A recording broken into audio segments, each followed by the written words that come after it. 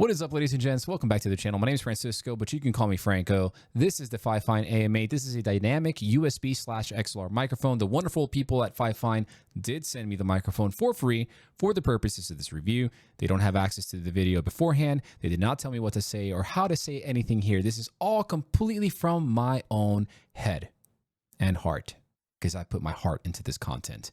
Anyways, ladies and gents, let's skip all the mishmash, shenanigans, blah, blah, blah. Let's get right to it. Build quality wise. Right now, first of all, let me tell you, you can probably find this microphone anywhere between 50 to 70 bucks. As a matter of fact, I just checked on Amazon. And on Amazon, for the next 2 hours, you can actually buy this microphone for like $46.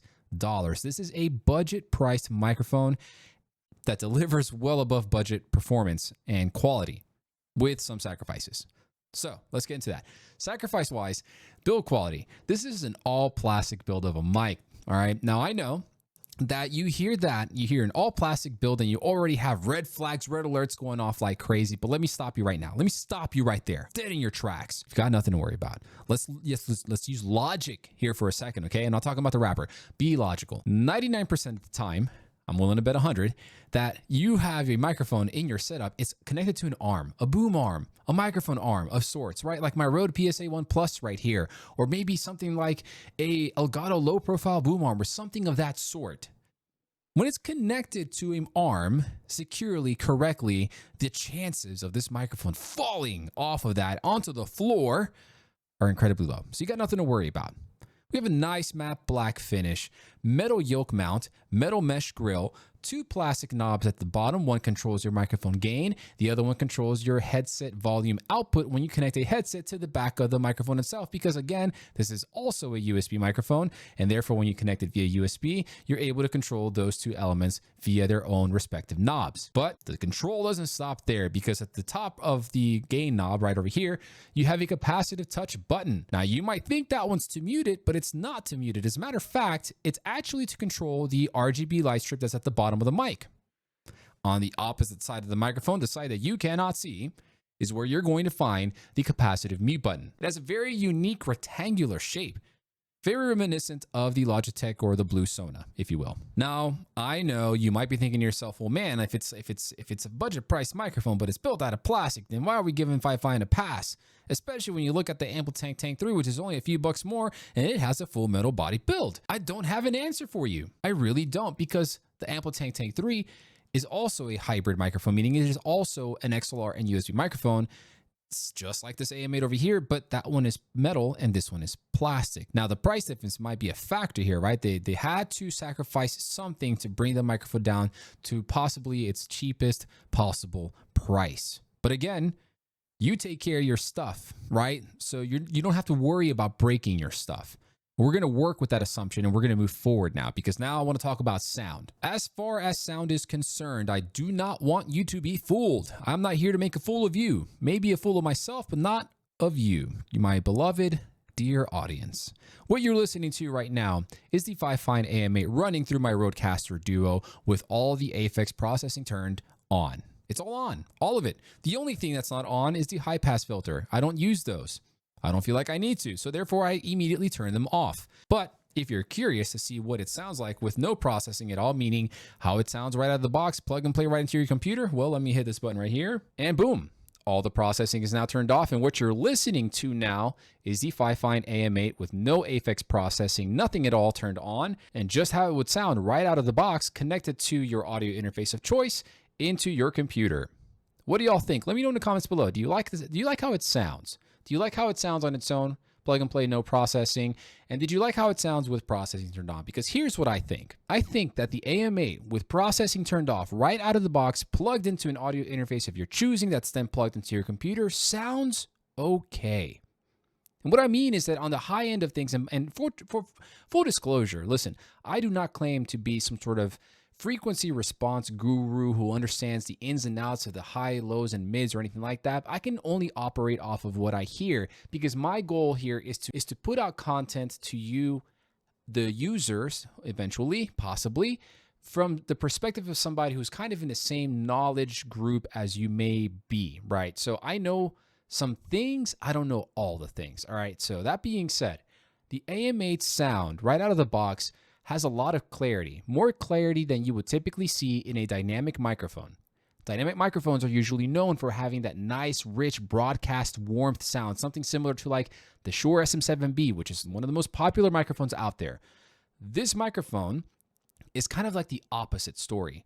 Whereas a lot of dynamics tend to be very low-end heavy, have a lot of bass that delivers that broadcast sound we all know and love, they typically die off when it comes to the higher end of the frequency range. The AM8's on the opposite side of the spectrum. The AM8 does a great job of really bringing to life the higher end of the frequency response, or the higher end of your own voice, at the cost of the low end. The good news is that if you do some equalizing by pressing a button here on the Rodecaster Duo, then you can get a much more different story, all right?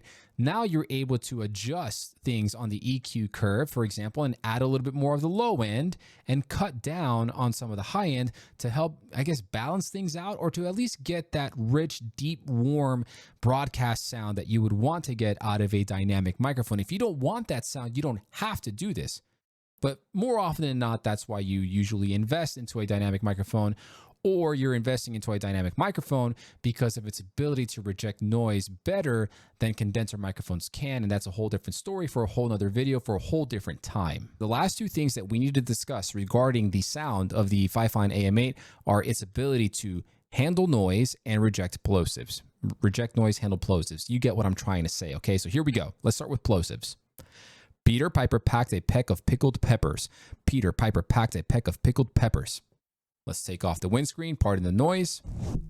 And before I do this test, I do want to let you know that, again, this is an all-metal mesh grill, but something a little unique to the Fifine AM8 is the fact that the capsule basically touches the underside of the top part of the metal mesh grill. So you don't have to necessarily kiss the microphone to get that proximity effect, because the capsule is so close to the top that you can kind of afford to put a little bit of distance between yourself and the microphone. Now, that being said, Peter Piper packed a peck of pickled peppers. Peter Piper packed a peck of pickled peppers. I'm looking at my meters and they're going haywire right now. So without the pop filter here, you're definitely going to be susceptible to plosives. And one of the things that I noticed, and one of the things that I do first when I get a new microphone, is I'll take the pop filter off and actually hold it up to a light. All right, so right in this instance, I'm holding it up to my Elgato Keylight Air, and I can see that from the top, absolutely little to no light is coming through. Now, in other microphones, when you do that and you see a lot of light coming through, that usually means that we have a very thin top layer, which means that it's going to be susceptible to plosives, even with the pop filter on. But the good news here is, and once again, pardon the noise, is that with the pop filter on, I can tell you, because I've already done this test before, it does a fairly good job of handling plosives. Peter Piper packed a peck of pickled peppers. Yeah. Now, in order to test out the AM8's ability to reject noise, I've gone ahead and turned off all the AFX processing, and specifically because one of those processing elements includes a noise gate, right? So the noise gate and everything else is turned off.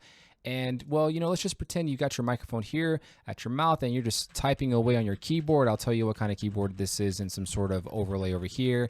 You're just kind of typing away over here.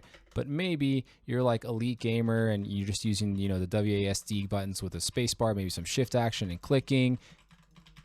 And this is kind of what you get right here. The last thing I want to cover with you regarding build/sound is this microphone's ability to handle shock, impact, right? Because it happens to everybody. You might be at your desk playing a game, you get a clutch kill, a clutch win, a clutch goal, and maybe you just flail your arms uncontrollably and you might hit the mic arm like this, or you might accidentally tap the microphone or the mount itself.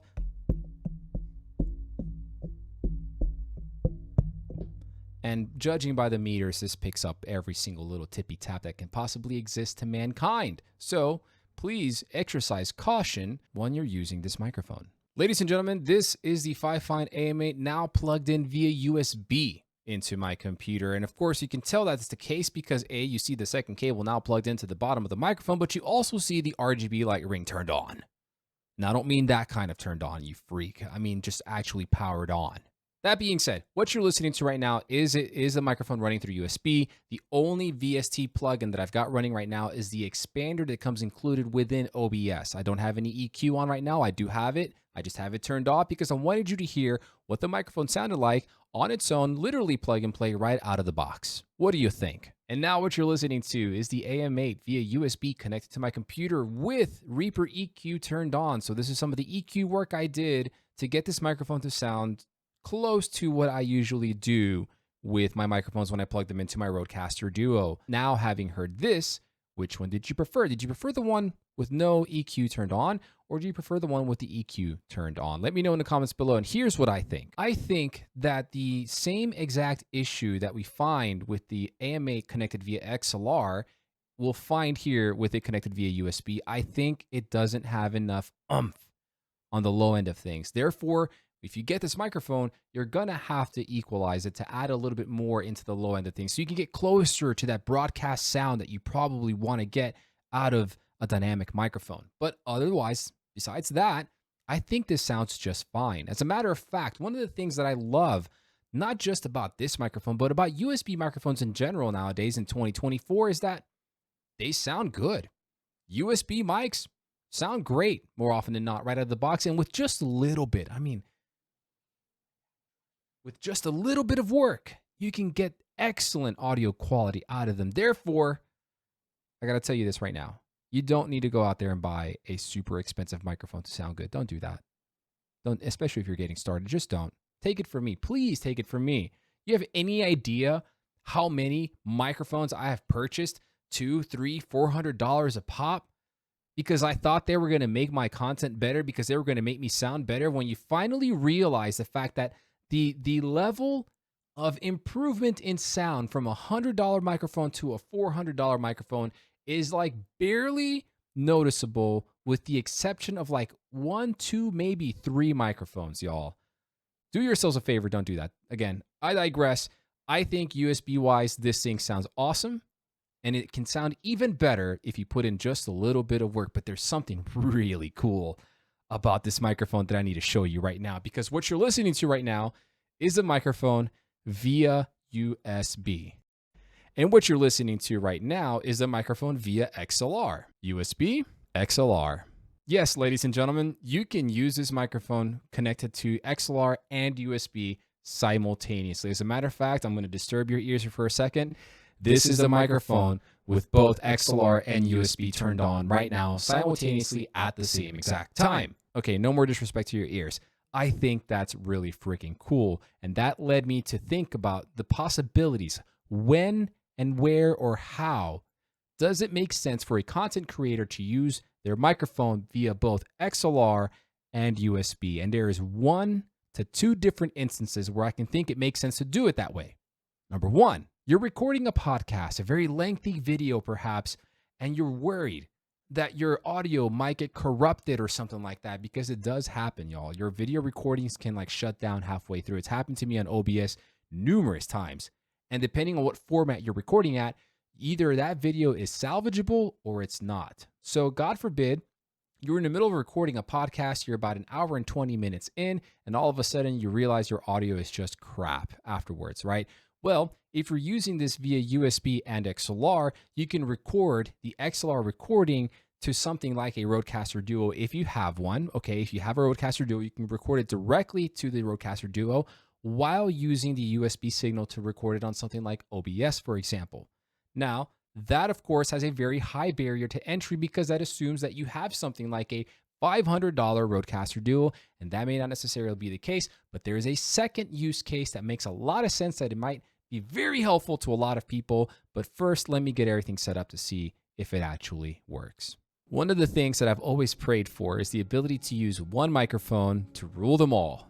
And what that means is that I can use one microphone to broadcast my voice to something like a Twitch stream or a YouTube video, and use the same exact microphone on my PlayStation 5 to speak with my party chat, if you will. And being able to accomplish that has been very, very tricky, if not damn near impossible, up until now. You see, when I discovered that you can use the AM8 with both XLR and USB signals simultaneously, it got me thinking. What if I use the XLR signal for my computer and I use the USB signal for my console? Hypothetically, it should work. Well, ladies and gentlemen, I am very, very happy to report this might require a little bit of finagling so I don't mess up all the audio, but I'm going to go ahead and mute the XLR signal right now. And now, what you're listening to is the AM8 plugged into my PS5, therefore allowing me to use both the microphone on my PlayStation 5 simultaneously while using it on my PC, which is fantastic. And by the way, if you saw my review of a certain branded gaming mixer, the XLR microphone that I had plugged into it to then plug the mixer into the PS5 sounded terrible. Awful. Absolutely awful. And it had nothing to do with the mic. And I think it had more to do with the communication between the PlayStation console itself and this other piece of hardware. I'm happy to report that the AM8 plugged in via USB directly into the PS5 sounds pretty darn good. Is it broadcast level quality? No, but I guarantee you that anybody on the other end of your party listening to you talk into this microphone is going to have zero complaints about how good you sound.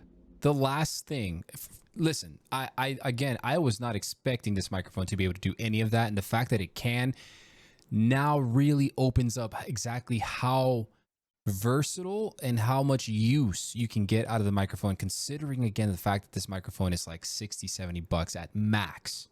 So on that alone, this is a fantastic buy. Now I understand everyone out there doesn't have a Rodecaster Duo, and the good news is that you don't have to have a Rodecaster Duo to do this with. You could use this microphone with something like a Wave XLR by Elgato and get the same exact result. You send the XLR signal from the Wave XLR to something like OBS to broadcast your voice out to your Twitch stream, TikTok stream, Kick stream, whatever you're streaming on, or even to your recorded YouTube content.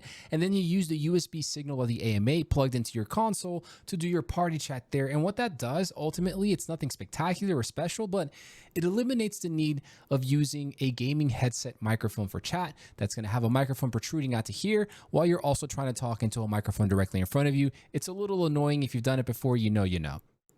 That didn't make them. You understand what I'm trying to say. Anyways, let's move on because there's one more thing we need to test out. We need to test out this microphone's ability to pump out game audio. All right, so as far as connecting a headset to the AM8 goes, I wanted to test out a couple of different things. And the first thing that I wanted to test was its ability to drive a higher and more top tier kind of headphone. And I have the Beyerdynamic DT770 Pros, the 80 ohm version, okay? We had a bit of a complication getting this to work with this microphone, and it's not an issue with the microphone, all right? The problem here is that on the male end of the 3.5 millimeter cable here, there is some threading for you to screw on an adapter for like a 1/4 inch connection. Because of that threading, I am not able to make a flush and full connection to the 3.5 millimeter port at the back of the AM8. So I am unable to determine if this microphone can drive something like the 80 ohm version of the DT770s.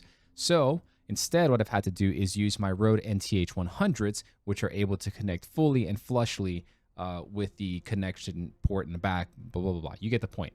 So in order to kind of get an idea of how this microphone performs in regards to putting out sound, making sure that you get some good, rich sound out of it all, we're going to go ahead and play some Elden Ring real quick. This is Shadow of the Erdtree.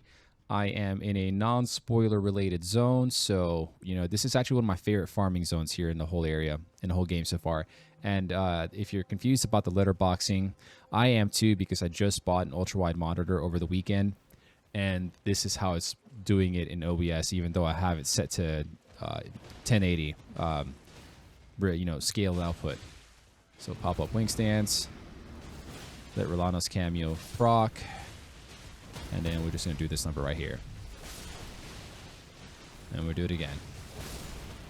And we'll do it again.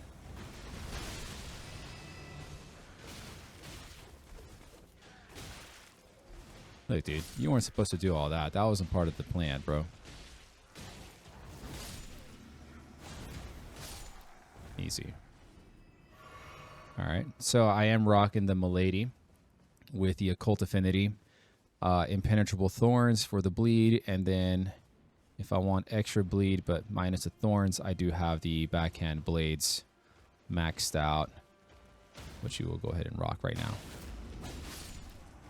Which, unfortunately, I don't usually get to proc bleed on many things nowadays because it just shreds. And this Ash of War right here is ridiculously overpowered. But there you go. All right, anyways, so as I'm playing through this, I'm hearing everything that I'm familiar with as far as, I've got like 80 hours just on this character alone. I'm hearing all the detail, all the impacts, all the sound effects, everything that I know this game has to offer with the NTH 100s connected to the back of the AM8. So as far as like a single player experience is concerned, I'm not losing any sort of detail or clarity or you know, layers in the sound that the game has to offer here. But there's some weird graphical things happening here, so we'll figure that out. Now let's switch over to something multiplayer to see what the sound stage is like when you're using something like this microphone to give you the sound for games such as like Call of Duty, Warzone, Valorant, whatever, what have you. Let's check that out. These are around here.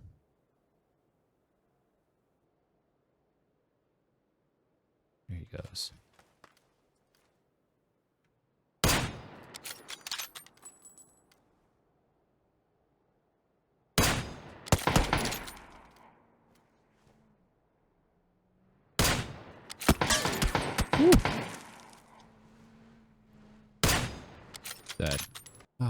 That is a feeling of adrenaline I have not felt in a very long time. Am I out of the circle? No, we're good. The gunshots sound great. Okay, he's on the second floor right there. Got him, bro. Fuck off. That was awesome. Damn, it feels good to be back. I haven't played this game forever, bro. If he stops, which I would stop up there, dude.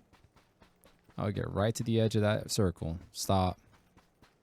And start picking people off, dude. Which I'm almost certain he's done because I don't hear him anymore. Yeah, because there's this truck right there. I'm going to try and sneak up on this guy. Woo! Same thing, right? Heard his gunshots from across the little bump there in the hill. Across the hill, over the hill. So once again, as far as sound stage is concerned, dude, we're getting exactly what we need out of this, man. No performance issues at all here. Oh, I thought that was it. All right, GG. GG. Anyways, so yeah, this headsets connected to the back of the AM8. You're gonna get good sound. Like it just works. It works fine. I'm a little filled up with adrenaline right now because I haven't played this in forever. But soundstage is fantastic. I was able to hear footsteps exactly where they were coming from. Same thing with gunshots. And as far as like playing single player experiences, like I was playing with the Elden Ring earlier, all the detail of the world and the sound design that, you know, FromSoft has included in Elden Ring is all right there. So you're not going to lose any quality by connecting your favorite gaming headset or a pair of headphones to the back of the AM8. Now, with that out of the way, let's wrap things up. Whenever I'm deciding on whether or not I should purchase something, I like to ask myself one very important and basic question. Is this item useful? Now, I don't mean useful in the sense that this item serves its one singular sole purpose. What I'm looking for here is, does it solve a problem, and potentially can it solve multiple problems in one purchase, okay? And the Fifine AM8 solves multiple problems that you probably didn't even realize you had. The first problem it solves is the fact that if you don't have the money to purchase an audio interface, then you've got yourself a USB microphone right here. You can plug it into your computer via the USB cable that's provided. You can plug it into your console via the USB cable that's provided, and you've got yourself a fantastic USB microphone. It sounds okay out of the box, but you can make it sound even better with just some very simple EQ and post-processing, all right? The second problem this microphone solves is the fact that if you decide to purchase a different branded USB microphone that is only a USB mic right now, and then you eventually decide to purchase and go into the XLR world of microphones, at that point, you're going to have to buy yourself an audio interface and an XLR microphone, which means you're going to be spending more money, right? This microphone solves that problem because you don't need to buy another XLR microphone. All you'll need now at this point to go down the XLR path is just the audio interface.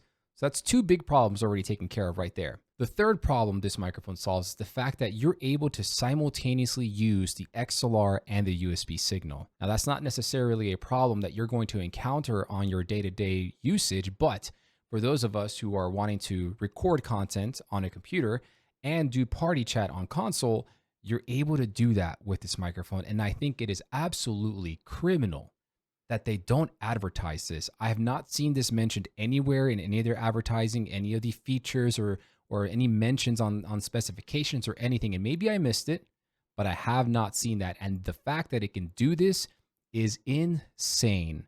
And as a matter of fact, because it can do this, I honestly think 50, 60 bucks is almost too little, but I get it. I understand why they have that price point because that's a very low entry cost into the broadcast, higher tier, better quality microphone world. The build is all plastic. I can forgive that because, again, you have it attached to an arm. You're probably not going to drop it. And the fact that the metal body was sacrificed for plastic to give room for something like a hybrid build is, I think, the right call to make at this point in time. The microphone's ability to handle audio is absolutely fantastic. Now, one of the things you're going to have to do is that when you plug in a headphone to the back of the mic, your mic monitoring is going to be automatically turned on. You're going to have to go to Windows and turn it off via Windows by simply going to right-click on a sound icon on your tray at the bottom, go to Sounds, go to Playback, find the microphone, go to Properties, and then you're going to go to Listen. It's going to have the volume bars for both the speaker and the microphone. You simply turn the microphone all the way down, and you won't be hearing yourself anymore. Now, that out of the way, again, single player wise, the audio was fantastic. Multiplayer games, competitive games, it was fantastic. Soundstage performed exactly the way I expected it and I needed it to perform. I can't think of a single thing to say negatively about this microphone. I really cannot. I think for the price, it's insane how great of a microphone this is. I think that this is a very useful microphone for just about anybody out there. And if you're getting started creating content, be it on YouTube, Twitch, TikTok, whatever platform you're making content for, podcasting, and you have a limited budget, 1000% I recommend the Fifine AM8 without a doubt. If I was starting content today and I knew everything this microphone can do, I would go for this microphone without a doubt. I wouldn't even bother buying something like a Shure SM58 or an Audio-Technica 2020 or even the Rode Pod mic. Those are all fantastic mics in their own right, but the fact that this has a way more versatility in use compared to those three makes this microphone an easy pick in my opinion. So anyways, ladies and gents, I hope you enjoyed the video. Thank y'all so much. You have a wonderful day. Please let me know in the comments below if you have any questions, if there's anything that you need me to kind of test out for you, let me know. Until next time, you be good to yourselves, be good to one another. Peace out.